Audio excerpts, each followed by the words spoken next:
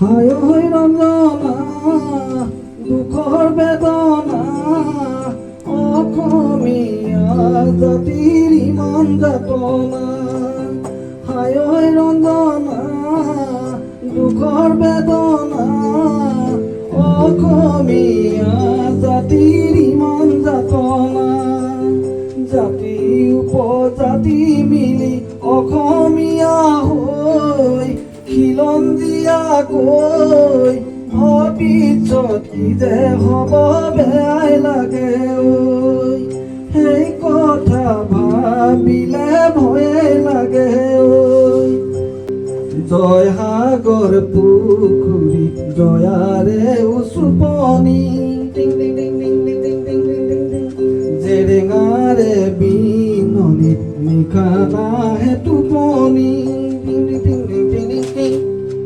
হায় হৈ ৰঞ্জনা দুখৰ বেদনা কোনে কৰিব জাতিৰ পৰিকল্পনা কোনে কৰিব জাতিৰ পৰিকল্পনা।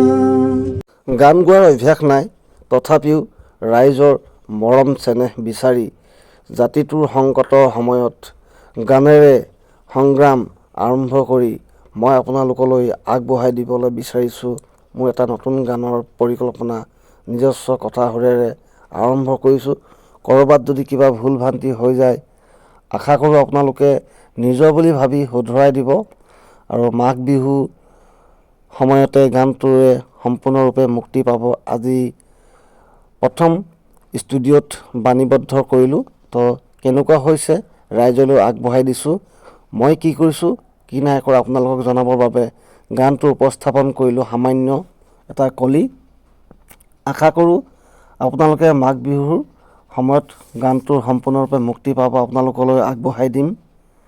কেনেকুৱা হৈছে কি হৈছে জাতিটোৰ বাবে গানেৰে যিটো সত্যতা তাক উপস্থাপন কৰিবলৈ চেষ্টা কৰিছোঁ। যদি কিবা ভুল ভ্ৰান্তি হৈ যায় আপোনালোকে শুধৰাই দিব, সেয়াই মোৰ আশা আৰু কামনা। আৰু য'তে আছে সকলোৱে ভালে থাকক কুশলে থাকক তাৰ কামনাৰে গানটো আপোনালোকে কলিটোৰ সন্দৰ্ভত মোৰ বাবে এষাৰি লিখিবলৈ নাপাহৰিব।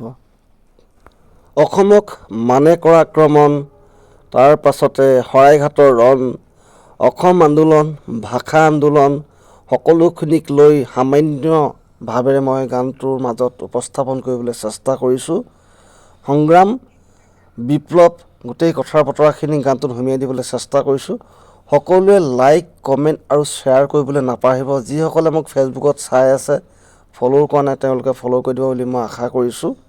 অসমীয়া এজন ভাই হিচাপে আপোনালোকে এই গানটো আদৰি ল'ব বুলি আশা কৰিছোঁ। ধন্যবাদ। জয় আই অসম।